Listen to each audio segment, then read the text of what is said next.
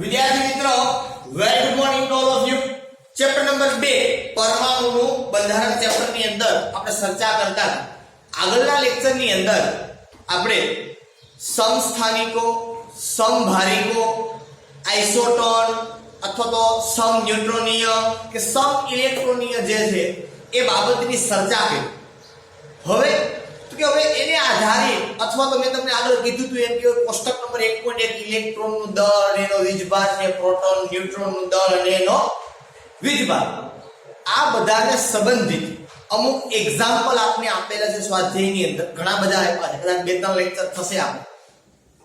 તો એ સંદર્ભ વાળા જે દાખલાઓ છે એ આપણે કેલ્ક્યુલેટ કરવાના છે. ઓકે, સીધા જઈએ, આપણે વધારે સમય તમારો ન બગાડતા એક્ઝામ્પલ ઉપર સીધા સ્વાધ્યાયની અંદર જતા રહીએ. સીધું એક્ઝામ્પલ ઉપર આપણે આવીએ. તમને આપેલું છે એક્ઝામ્પલ સ્વાધ્યાયની અંદર 2.1. સીધા ક્યાં જઈએ છીએ આપણે અત્યારે? સ્વાધ્યાયમાં 2.1 નંબરનું એક્ઝામ્પલ, પણ એની અંદર પણ પાછું એક આપ્યું. શું આપ્યું આપણે? ઇલેક્ટ્રોનની સંખ્યા ગણો કે જેને ભેગા કરવાથી 1 ગ્રામ વજન છે.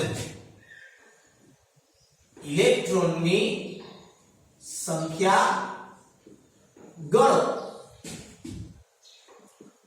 કે જેને ભેગા કરવાથી 1 ગ્રામ વજન થાય.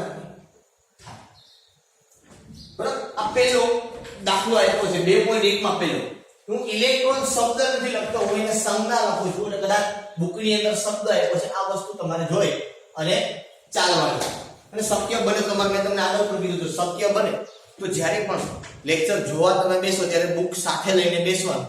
બરોબર, જો દાખલા વાળી વાત હોય તો કેલ્ક્યુલેટર અને રફ બુક પણ સાથે લઈને બેસવાની, કે જેથી કરીને તમને તકલીફ ના પડે, સાથે સાથે તમે કામ કરતા. ઓકે, ઇલેક્ટ્રોનની આપણે સંખ્યા ગણવાની છે કે જેને ભેગા કરવાથી એનું વજન 1 ગ્રામ જેટલું થાય. સિમ્પલ એક્ઝામ્પલ આપ્યા છે કે જેની અંદર માત્ર તમે નાની એવી ત્રિરાશિની વાત કરો એટલે તમને દાખલા થઈ આવડી. ઓકે, શું જોવાનું છે આપણે અથવા તો શું આપેલું છે એની ચર્ચા કરીએ આપણે. તો જો આવું હું કહી શકું કે એક ઇલેક્ટ્રોન નું વજન અથવા તેનું દળ કેટલું છે? તો કે ભાઈ 9.1 ગુણ્યા 10 ની માઈનસ 31 ઘાત કિલોગ્રામ. કેટલું છે? 9.1 ગુણ્યા 10 ની માઈનસ 31 ઘાત કિલોગ્રામ. મારે શું જોઈએ છે? ઇલેક્ટ્રોનની સંખ્યા, કે એક ઇલેક્ટ્રોનનું વજન આપ્યું છે, એક ઇલેક્ટ્રોનનો એક સંખ્યા. તો હું અહીંયા ઊંધું ત્રિરાશી મૂકું કે ભાઈ 1 ગ્રામ ઇલેક્ટ્રોન હોય તો કેટલા ઇલેક્ટ્રોન?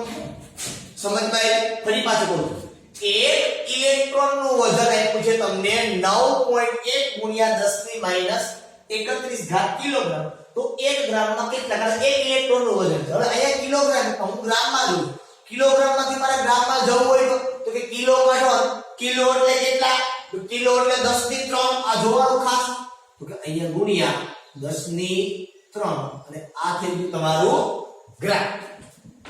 ઓકે, ઇક્વલ ટુ અહીંથી લખું છું. જો આ ગુણાકાર કેમ કરવાનો આવી રીતે પ્રશ્ન ચિહ્ન વાળો હોય તો, ત્રિરાશી હોય તો સૌપ્રથમ ધ્યાન રાખવાનું, પહેલો તમારે અંશમાં કોને લેવાનો? તો કે જેમાં જે ચોકડીની અંદર ચોકડી ગુણાકાર કરો, કે જેમાં પ્રશ્નાર્થ ચિહ્ન ન હોય ઈ ચોકડી પહેલા લેવાની અંશમાં, અને જેમાં પ્રશ્નાર્થ ચિહ્ન આવતું હોય ઈ ચોકડી ક્યાં લેવાની? તમારે છેદમાં લેવાની. એટલે શું થાય? તો કે 1 ગુણ્યા 1 લાઈન લખી નાખો સીધું 1 ના છેદમાં શું થાય? 9.1 ગુણ્યા 10 ની માઈનસ, સીધું કરું માઈનસ 31 વત્તા 3 એટલે શું થાય? 10 ની 28. બરાબર, માઈનસ 31 વત્તા 3. તમારે ચેક કરી લેવાનું સાથે સાથે, આપણે ભૂલ નથી ને? બરાબર, આના બરાબર 1 ભાગ્યા 9.1 તો આવે છે 0.1098. શું આવે છે? 0.1098 ગુણ્યા 10 ની -28 છે, અંશમાં જાય તો પ્લસ 28 બરાબર. મેં તમને આગળ પણ કીધું તો હજુ પણ કહું છું કે તમારે શું કરવું કે એક આંકડો પોઈન્ટ ની પાછળ હંમેશા જવા દેવો, બરોબર? કે આંકડા પછી પોઈન્ટ હોવો જોઈએ, અંક પછી 1.098 ગુણ્યા 10 ની એક આંકડો બરાબર થી દૂર જાય તો ઘાત ઘટે તો 10 ની 27 ઘાત ઇલેક્ટ્રોન, બરોબર? તો અહીંયા આપણે આ કોના બરાબર લખ્યું તો કે આપણે લખ્યું ઇલેક્ટ્રોનની સંખ્યા આપણે મળી. શું મળી? ઇલેક્ટ્રોનની સંખ્યા શેની અંદર તો કે 1 ગ્રામમાં આટલા ઇલેક્ટ્રોન હોય. મગજમાં બેઠી આખી વાત, બરોબર? એકદમ સરળ બાબત છે. તો એવું દર વખતે ના હોય કે ભઈ તમે જ્યારે ત્રિરાશિ મૂકો, બરોબર, ત્યારે અહીંથી આમ જ હોય, આમ જ થાય. ઉલટું પણ જોવાનું શું હોય કે એક સાથે એક સરખું મેચ થવું જોઈએ. મતલબ અહીંયા અમે વજન મેચ કર્યા એટલે અહીં માં ના 1 ગ્રામ કેટલું હોય તો તે વજન મળે, બરોબર? વજન તો આપણી પાસે છે, આપણે સંખ્યા લીધી એટલે સંખ્યા પ્રમાણે શું આપ્યું છે એ પ્રમાણે ત્રિરાશિ મુકતા શીખવાનું છે ખાસ તમારે, બરાબર? ઓકે. એની અંદર બીજો દાખલો આપ્યો છે એ ગણીએ. નંબર 1 મોલ ઇલેક્ટ્રોનનો ભાર અને દળ. 1 મોલ ઇલેક્ટ્રોનનો ભાર અને દળ ગણો. 1 મોલ ઇલેક્ટ્રોનનો ભાર કેટલો છે કે 1 મોલ ઇલેક્ટ્રોનનું દળ કેટલું છે એ આપણે ગણવાનું છે કે કેટલું છે. 1 મોલ ઇલેક્ટ્રોનનો ભાર અને 1 મોલ ઇલેક્ટ્રોનનું દળ એ આપણે કેલ્ક્યુલેટ કરવાનું છે કે કેટલું થાય. હવે ભાર એટલે વીજભાર. ભાર એટલે શું છે? વીજભારની વાત થઈ જાય તો હું એમ કહી દઉં કે 1 ઇલેક્ટ્રોનનો વીજભાર કેટલો છે તો કે 1.6 ગુણ્યા 10 ની -19 ઘાત કુલમ. જો આપણે કહે સર માઈનસ માં આવે, જો માઈનસ માં જે ભાર છે એ શું દર્શાવે છે તો કે ઇલેક્ટ્રોન ઉપર ઋણ વિદ્યુત ભાર છે એ દર્શાવે છે કે આટલો ઋણ વિદ્યુત ભાર છે એટલે આગળ માઈનસ નિશાની છે, બરાબર છે? ચાલો હવે 1 ઇલેક્ટ્રોનનો વીજભાર આટલો છે, આપણે કેટલાનો ગણવાનો છે? 1 મોલ. હવે 1 મોલ એટલે આપણે ખબર છે શું તો કે 6.022 ગુણ્યા 10 ની 23 ઇલેક્ટ્રોનનો કેટલો, બરાબર? તો અહીંયા આપણે સીધો ઇક્વલ શું થાય મેં તમને સમજાવ્યું હતું કે પેલી ચોકડી કઈ કરવાની? પ્રશ્નાર્થ ચિહ્ન વગર ક્રોસ કરવામાં તો શું થાય તો કે ભાઈ 6.022 ગુણ્યા 10 ની 23 એને ગુણ્યા 1.6 ગુણ્યા 10 ની -19 અહીંયા કુલમ. તો અહીંયા તમારે લખવું હોય તો એકમ આવે કઈ વાંધો નથી. અહીંયા સંખ્યા છે, આ 1 છે, અહીંયા પણ ગ્રામ છે, આ છેદમાં અહીંયા પણ શું છે? ગ્રામ છે. તો ગ્રામ ગ્રામ ઉડી જાય એવું કઈ નથી. તમારે લખવું તો સાથે લખાય, બરાબર? ઇક્વલ. તો આ તો હું પહેલી જ વાત કરું છું જે આપણે વીજભાર મળે. હજી આપણે દળ પણ ગણવાનું છે. પહેલા આપણે વીજભાર જ માત્ર ગણ્યું તો 6.022 એને ગુણ્યા 1.6 એટલે ઈ મળશે આપણને 9.6352 ગુણ્યા 10 ની 23 માંથી 19 કાઢવાના તો 23 -19 બરાબર 10 ની 4 ઘાત. એકમ એમને કયો આવશે? કુલંબ. આ શું મળ્યું આપને? 1 મોલ ઇલેક્ટ્રોનનો વીજભાર. હું લખતો નથી પણ તમારે પછી એ લખવાનું આપણે ચોખ્ખું બનાવો 1 મોલ ઇલેક્ટ્રોનનો વીજભાર બરાબર આટલા થાય. આ ધ્યાન રાખવાનું, તમારા ઉપર ચોખ્ખું જવાબમાં બનાવો, બરોબર? મારી પાસે જગ્યા ઓછી હોય એટલે હું ન બનાવતો, બરોબર? ચાલો ત્યાર પછી હજી આમાં કરવાનું આપણે વીજભાર રજૂ કરવાનું છે, આપણે દળ ગણવાનું છે. તો એ કેવી રીતે કેલ્ક્યુલેટ કરીએ? કે આવો અહીંયા શું લખો? અહીંયા કે 1 ઇલેક્ટ્રોનનું દળ કેટલું છે તો કે 9.1 ગુણ્યા 10 ની -31 ઘાત કિલોગ્રામ. જો દળ અને વજન અહીંયા બધું હરખું જ થાય. તમે જો મેં બે માંગુ દીધું. આપણે રસાયણ વિજ્ઞાનની અંદર દળ અને વજન હકીકતે જુદું છે, આપણે વાત કરી, બરોબર? બી વજન છે એ દળ ગુણ્યા ગુરુત્વાકર્ષણ બળ છે, પણ અહીંયા આપણે એવું કઈ ફેરફાર જોવાનો નથી. ઓકે, 1 મોલ નું ગોતવાનું લીધું છે આપણે. 1 મોલ એટલે કેટલા? તો કે 6.022 ગુણ્યા 10 ની 23 ઇલેક્ટ્રોનનું કેટલું? તો બરાબર હાલો પહેલા શું કરવાનું તો કે પ્રશ્ન ચિહ્ન વગરનું ક્રોસ ધાવાનો તો શું થાય તો કે 6.022 ગુણ્યા 10 ની 23 અને એને ગુણ્યા 9.1 ગુણ્યા 10 ની -31 ઘાત કિલોગ્રામ બરાબર હાલો 6.022 ગુણ્યા 9.1 બરાબર 54.80 54.80 into 10 raised to 23 minus 31 minus 31 એટલે 10 ની minus 8 ઘાત કિલોગ્રામ હાલો આમ એક પોઈન્ટ અંદર લઈ લેવાનો 5.48 ગુણ્યા 10 ની શું થાય પોઈન્ટ અંદર આવે તો બરાબર નજીક આવે તો વધે -8 છે તો તે -7 કિલોગ્રામ બરોબર આ થઈ ગયો તમારો જવાબ આ શેનો જવાબ આવ્યો 1 મોલ ઇલેક્ટ્રોન નું દળ મળ્યું તમારે એ પ્રમાણે લખવાનું હો ઓકે ચાલો આ પહેલો દાખલો થયો હવે આપણે બીજા દાખલા તરફ આગળ વધવાનું છે સ્વાધ્યાયમાં 2.2 શું કીધું છે મિથેનના 1 મોલમાં રહેલા કુલ ઇલેક્ટ્રોનની સંખ્યા ગણો મિથેનના 1 મોલમાં રહેલા કુલ ઇલેક્ટ્રોનની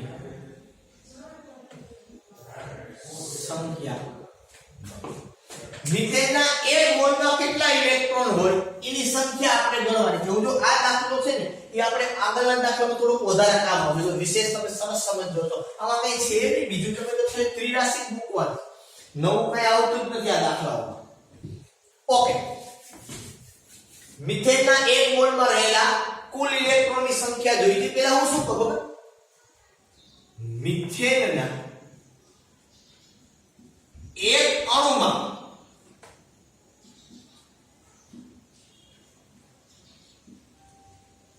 ઇલેક્ટ્રોનની સંખ્યા કેટલી એક અણુમાં કહું છું મિથેન અણુ છે એટલે અણુ કહું છું તો કેટલા હોય ઇલેક્ટ્રોનની સંખ્યા તો ગણો તમે ગણતા શીખવાડો કાર્બનના 6 હાઇડ્રોજનનો 1 અને 4 હાઇડ્રોજન છે તો 6 ને 4 10 કેટલા ગણવાના છે 1 મોલમાં તો 1 મોલ એટલે કેટલા તો કે 6.022 ગુણ્યા 10 ની 23 ઘાતે કેટલા બરાબર 6.022 ગુણ્યા 10 ની 23 અને એને ગુણ્યા 10 એટલે થઈ જાય 6.022 ગુણ્યા 10 ની 24 ઘાત આઉટકમ થઈ ગયા 24 તો કે અહીંયા 10 ની 23 ઘાત છે 10 ની 1 ઘાત છે આધાર સરખો ઘાતનો સરવાળો તો 23 હતી એટલે ગુણ્યા 10 એટલે આપણે ઉપર રાખ્યું 24 બરાબર તમે ગુણાકાર કરી અને પછી કરો તો પણ તો પછી શું થાય ગુણાકાર કરો તો કે 60.22 મળે એક આંકડો નજીક લાવો તો ઘાત જવાબ તમને સમજો બરોબર આ 1 મોલમાં મને મળે રેડી ખબર પડી ગઈ ઓકે પણ આ 2.2 નો પહેલો દાખલો હવે આ 2.2 ના બીજા દાખલા કરો બીજો દાખલો થોડો વિચિત્ર છે કઈ વાંધો નહીં કાર્બન 14 ના 7 મિલીગ્રામમાં એ આપ્યું છે કુલ ન્યુટ્રોન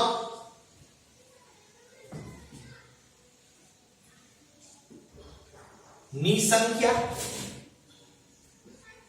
અને બી આપ્યું છે કુલ ન્યુટ્રોન નું દળ ગણ બરાબર અને અહીંયા આપણે રકમમાં ન્યુટ્રોન નું દળ છે એ કેટલું છે એ આપણે આપી દીધું છે બરાબર અહીંયા કીધું છે આપણે કે ન્યુટ્રોન નું દળ બરાબર 1.675 છે લગભગ હા 675 ગુણ્યા 10 ની -27 ઘાત કિલોગ્રામ. અહીંયા આપેલું છે, ન આપેલું હોય તો આપણે ગણતા નહીં, પણ આપણે યાદ હોવું જોઈએ. બરોબર, આપણે એક કામ કરેલું છે. હવે જો સમજ, દાખલો થોડો એવો વિશિષ્ટ છે, જાજો નથી. કુલ ન્યુટ્રોનની સંખ્યા એટલે કેમ જો અહીંયા આપણે તો મિથેનના 1 મોલમાં રહેલા કુલ ઇલેક્ટ્રોનની સંખ્યા ગણી. કુલ એટલે તો કે એના 1 મોલમાં ગણવા, એવો ગેડો આંખમાં ગણવા. ઓલો આપણે કીધું મિથેનમાં ઇલેક્ટ્રોનની સંખ્યા કેટલી, તો આપણે શું કહીએ 10. પણ કુલ ઇલેક્ટ્રોનની સંખ્યા કીધી આપણે શબ્દ વાપરો છે મોલ, બાકી ન વાપરે. અને એવું કે કુલ ઇલેક્ટ્રોનની સંખ્યા એટલે તમારે 1 મોલમાં ગણીને એને આપતા. બરોબર, કુલ પૂછે તો શેમાં ગણીને આપવાની, આપણે હંમેશા એને 1 મોલમાં ગણીને આપવાનું. પણ આપણે કીધું છે કે 7 મિલીગ્રામમાં તમારે ગણીને આપવાનું છે. કેટલામાં આપવાની છે ને? 7 મિલીગ્રામ. ઓકે, હવે તમને એ તો ખબર પડી ગઈ ને કે 1 મોલમાં કે એટલે કઈ સંખ્યા આવે, તો કે એવો કેટલો આવે ને એને ગુણ્યા એ અણુમાં હોય એવું. તમને એવું કે કુલ સંખ્યા પૂછે, પછી ઇલેક્ટ્રોન હોય, પ્રોટોન હોય કે ન્યુટ્રોન આપણે ગણતા આવડે. પણ કુલ પૂછે એટલે કેટલી હોય ખબર પડી ને કેટલી, તો કે એવો કેટલો આમ એને ગુણ્યા એ અણુમાં રહેલી કણની સંખ્યા, પછી ઇલેક્ટ્રોન હોય, પ્રોટોન હોય કે ન્યુટ્રોન. જો હોય અહીંયા કાર્બન છે એ તમને 14 એનો મતલબ એનો પરમાણુ ક્રમાંક 6 છે. હવે આમાં દાખલા તરીકે હું તમને એવું કહું કે કાર્બનના એક અણુમાં કેટલા હોય, કાર્બનના એક અણુમાં કેટલા હોય, કાર્બન 6 14 માં ન્યુટ્રોન કેટલા હોય, તો આપણે ગણતા આવડે ન્યુટ્રોન કેમ ગણાય, તો કે 10 માઈનસ ક્રમાંક, તો કેટલા થાય 8. હવે હું તમને કુલ ન્યુટ્રોન કહું તો કેટલા થાય, તો કે 6.022 ગુણ્યા 10 ની 3 ગુણ્યા 8 થાય. આ સમજ મેં શું કહું છું કે કાર્બન 14 ના 1 મોલમાં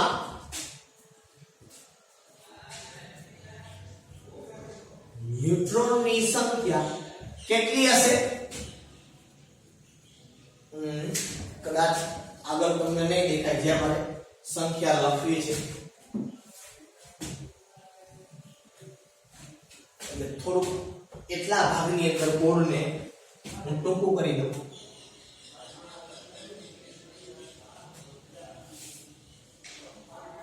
બરોબર, અહીં શું કહું છું કે કાર્બન 14 ના 1 મોલમાં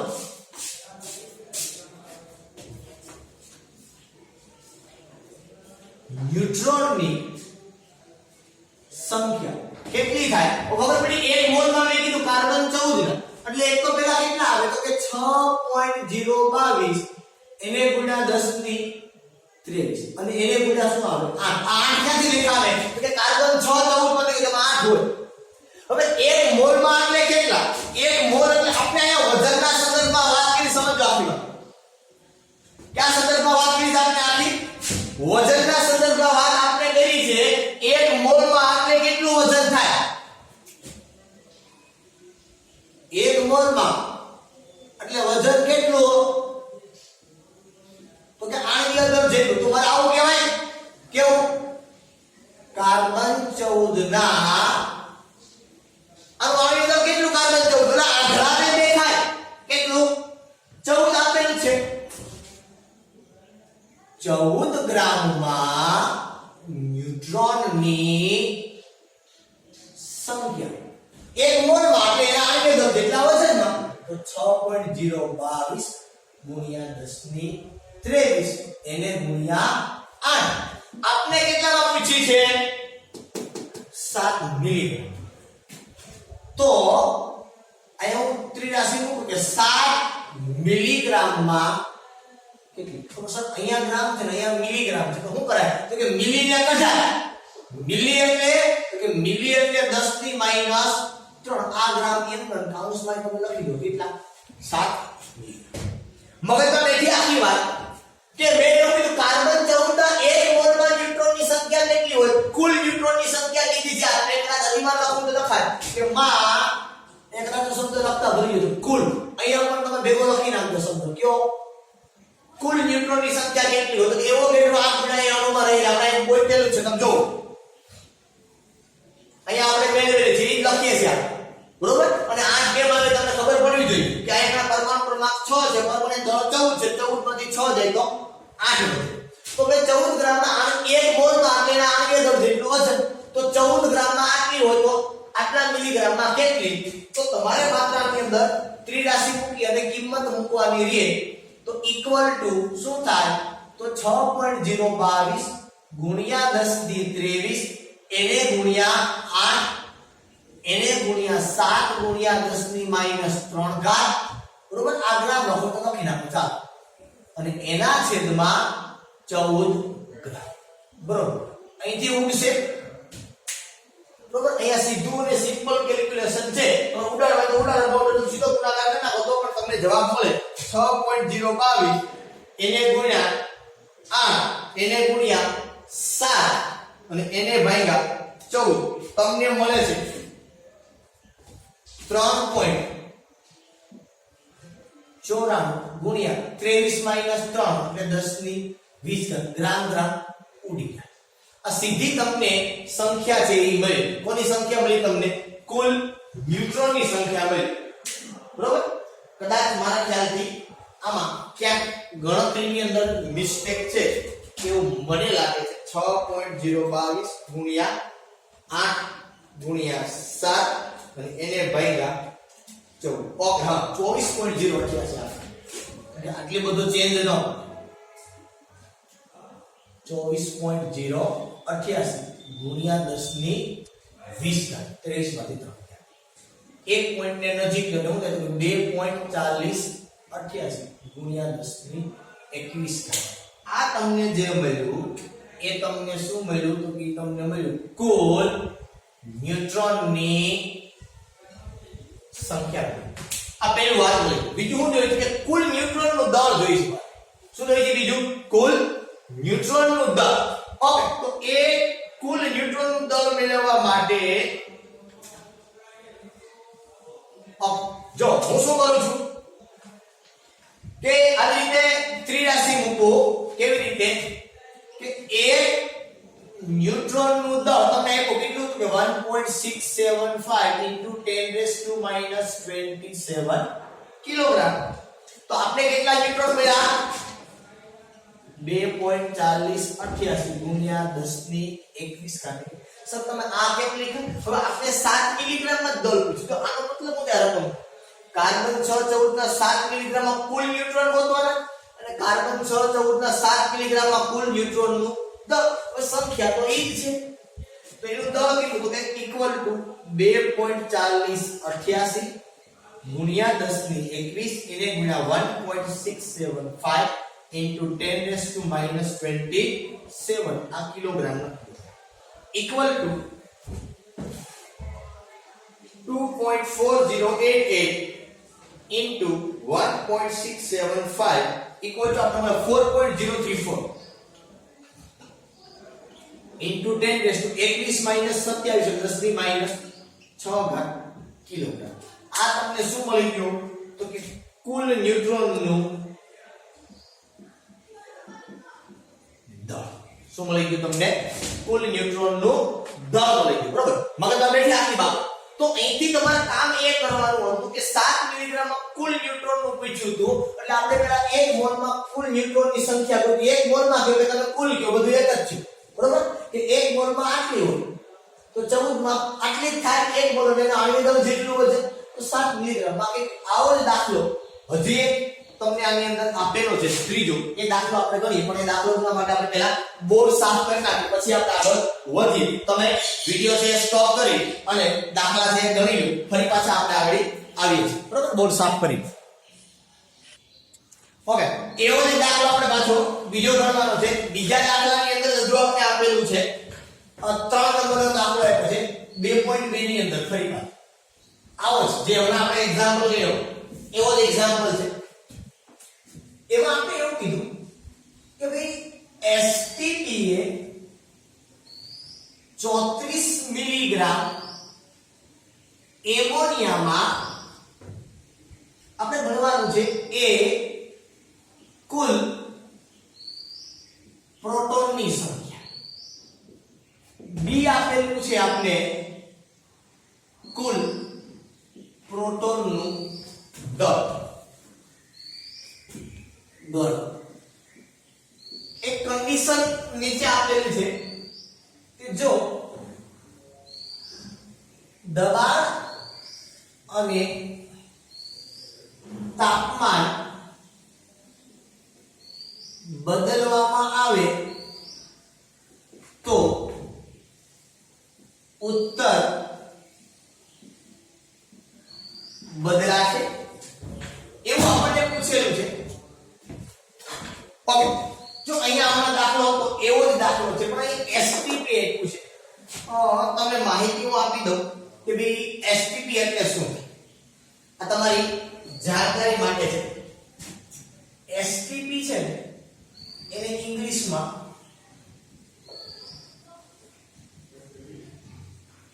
કદાચ કીધું છે કે નહીં મને યાદ નથી બહુ. Standard temperature and pressure. એટલે આનો મતલબ થાય પ્રમાણિત તાપમાન અને દબાણ. અને બીજું એક આના જેવું આવે એનટીપી. એનો મતલબ થાય નોર્મલ ટેમ્પરેચર એન્ડ પ્રેશર. એટલે આને કહેવાય સામાન્ય તાપમાન અને દબાણ.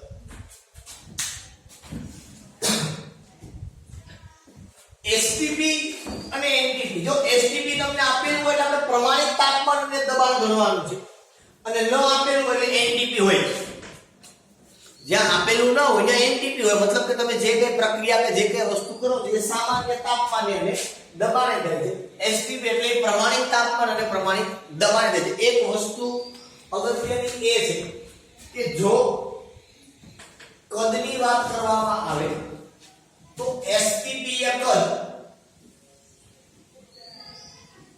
એ 22.4 લીટર થાય અને એનટીપી એ કદ એ 22.7 લીટર થાય.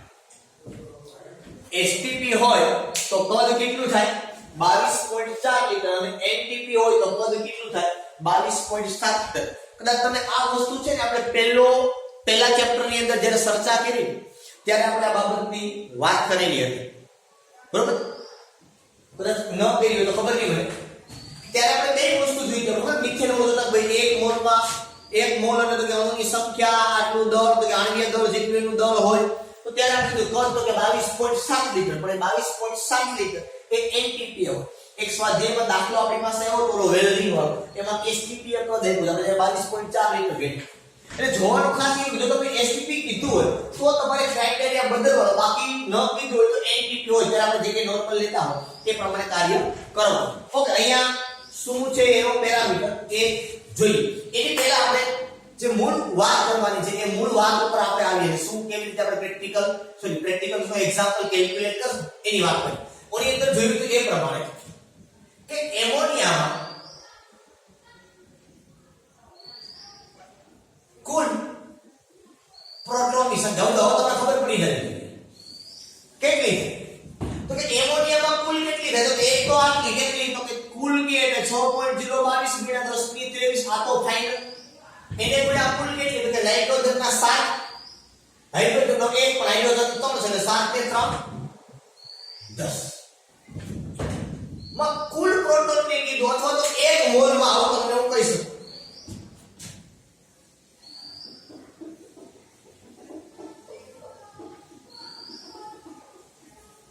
એમોનિયાના એક મોલ પ્રોટોનની સંખ્યા આટલી થાય. હવે એક મોલમાં એટલે તમને ખબર છે આણ્વીય દળ જેટલું વજન. એમોનિયાનું આણ્વીય દળ કેટલું થાય તો આણ્વીય દળ કહું. નાઇટ્રોજનનો નંબર 7 એટલે એનો આણ્વીય દળ થાય 14. હાઇડ્રોજનનું 1 હવે 3 છે એટલે એના 3 તો 14 ને 3 17. તો આનો મતલબ એક થયો કે 17 ગ્રામ એમોનિયામાં પ્રોટોનની સંખ્યા એ થાય 6.022 ગુણ્યા 10 ની સીધું લખી નાખું છું 24 આ બે ભેગા ખબર પડી ગઈ 17 ગ્રામ એટલે 1 મોલ માં એટલે આની અંદર જેટલું વજન થાય બરોબર આ તમને ખબર પડવી જોઈએ આપણે કેટલામાં પૂછ્યું છે 34 મિલીગ્રામ ઓની જેમ જ આપણે કરવાનું છે તો શું કરું 34 મિલી એટલે 10 ની -3 ઘાત ગ્રામ કૌંસમાં લખી નાખું 34 મિલીગ્રામ માં તો ઇક્વલ ટુ મેં તમને સમજાવ્યું હમણાં એમ કે પ્રશ્નાર્થ ચિહ્નનો ક્રોસ છેલ્લે લેવાનું તો શું થાય કે 34 ગુણ્યા 10 ની -3 ઘાત ગ્રામ એને ગુણ્યા 6.022 ગુણ્યા 10 ની 24 આ બધાના છેદમાં શું આવશે 17 ગ્રામ બરાબર તો તમને ખબર પડે અહીંયા કે ગ્રામ ગ્રામ ગયા 34 અને 17 એટલે શું થાય 17 2 34 અહીંયા 2 આવે અને 2 વડે ગુણી દો એટલે તમને મળે 12.044 ગુણ્યા 10 ની -3 અને વત્તા 24 એટલે 10 ની 21 ઘાત 1 પોઈન્ટ અંદર લ્યો એટલે આ થાય 1.2044 ગુણ્યા 10 ની 1 પોઈન્ટ નજીક આવે ઘાત વધે આ 22 ઘાત આ મને શું મળ્યું તો કે આ મને મળ્યું કુલ પ્રોટોનની સંખ્યા મારી પાસે અહીંયા જગ્યા નથી એટલે પાછળના ભાગે બરોબર હવે તમારે શું ગણવાનું છે તો બીજું ગણવાનું છે કુલ પ્રોટોનનું દળ ગણવાનું કુલ પ્રોટોનનું દળ કેવી રીતે આપણે કેલ્ક્યુલેટ કરશું તો કે અહીંયા લખીએ આપણે કે ભઈ એક પ્રોટોનનું દળ કેટલું છે તમને યાદ હોવું જોઈએ આપેલ નથી જો આ રકમમાં નથી ઓલી રકમમાં આપણે આપેલું છે કેટલું થાય કે 1.67262 into 10 raised to minus 27 kilogram એક પ્રોટોનનો આટલો આપેલમાં કેટલા પ્રોટોન છે તો કે 1.2044 into 10 raised to 22 પ્રોટોને તો equals to 1.2044 into 10 raised to 22 into 1.67262 into 10 raised to minus 27 kilogram કરો આ બેનો ગુણાકાર તો 1.2044 into 1.67262 equal to 2.014 into 22 minus 27 10 ની minus 5 ઘાત કિલોગ્રામ તો આ તમને જે મળ્યું એ શું મળ્યું તો કે એ મળ્યું તમને કુલ પ્રોટોનનું દળ મારી પાસે અહીંયા જગ્યા નથી એટલે મેં સામેની બાજુમાં લખેલું છે બરાબર ચાલો ત્રીજું વધે જો દબાણ અને તાપમાન બદલવામાં આવે તો જવાબ બદલાશે પેલી અને છેલ્લી વાત તમને ખબર છે એ પ્રમાણે કે ભાઈ પરમાણુ છે એ ગોળાકાર છે અને આ પરમાણુ કેન્દ્રની અંદર પ્રોટોન છે અને ન્યુટ્રોન છે જો ફેરફાર થાય કે તાપમાન દબાણની અસર થાય પરમાણુમાં તો એ બાહ્યતમ કક્ષામાં અહીંયા ઇલેક્ટ્રોન છે આપણે ભણીએ તો અહીંથી ચેન્જીસ થાય અહીં પરમાણુના કેન્દ્રમાં કોઈ પણ જાતનો ફેરફાર થતો નથી એ તાપમાન દબાણ વધે કે ઘટે કે કંઈ પણ થાય પ્રોટોનની સંખ્યામાં નિર્વર્ધિત ટાઈપ કોઈ જાતનો ફેરફાર થતો નથી એટલે આપણે અહીંયા ત્રીજો જવાબ લખવો હોય તો લખી શકાશે કે જો દબાણ અને તાપમાન બદલવામાં આવે તો જવાબ બદલાશે નહીં હું આખું નથી લખતો તમારે આખું લખવું હોય તો તમે લખી શકો શું લખવાનું કે જો દબાણ અને તાપમાન બદલવામાં આવે તો ઉત્તર બદલાશે નહીં કારણ એવું એ છે કે પ્રોટોન એ પરમાણુના કેન્દ્રમાં રહેલો છે જેના કારણે દબાણ કે તાપમાનની અસર થશે નહીં જો માત્ર અહીંયા પ્રોટોનની સંખ્યાને બદલે ઇલેક્ટ્રોન આવો શબ્દ વાપર્યો હોય તો ગણતરી આ પ્રમાણે થાય જવાબ આ પ્રમાણે થાય પણ આ જવાબમાં એવું થાય કે તાપમાન અને દબાણ બદલવામાં આવે તો જવાબ બદલાશે કારણ કે ઇલેક્ટ્રોન બાહ્ય જો ન્યુટ્રોન હોત તો પણ એ પણ પરમાણુના કેન્દ્રમાં તો પણ જવાબ બદલાય નહીં, અને તાપમાન દબાણની અસર છે એ બાહ્ય કક્ષામાં જે ઇલેક્ટ્રોન છે એના ઉપર થશે. આની પહેલા પણ મેં તમને કીધું હતું, જ્યારે ક્યારે પણ કોઈ પણ રાસાયણિક પ્રક્રિયા થાય ત્યારે ફેરફાર શેમાં થાય? ઇલેક્ટ્રોનની સંખ્યા, નહીં કે પ્રોટોન અને ન્યુટ્રોનની સંખ્યા. અસર કોને થાય? તો કે ઇલેક્ટ્રોનની સંખ્યા.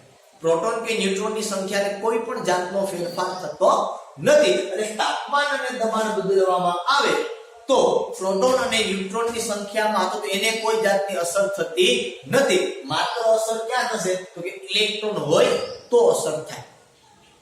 Is it clear? મગજમાં બેઠે છે આખી બાબત? બરાબર. અહીં સુધી આપણે આજના દિવસ માટે રાખી દો. ફરી પાછા આપણે નવા લેક્ચરની અંદર મળશું. હજુ પણ આપણે અમુક દાખલાઓ કે ઘણા બધા દાખલાઓ છે એ કેલ્ક્યુલેટ કરવાના છે.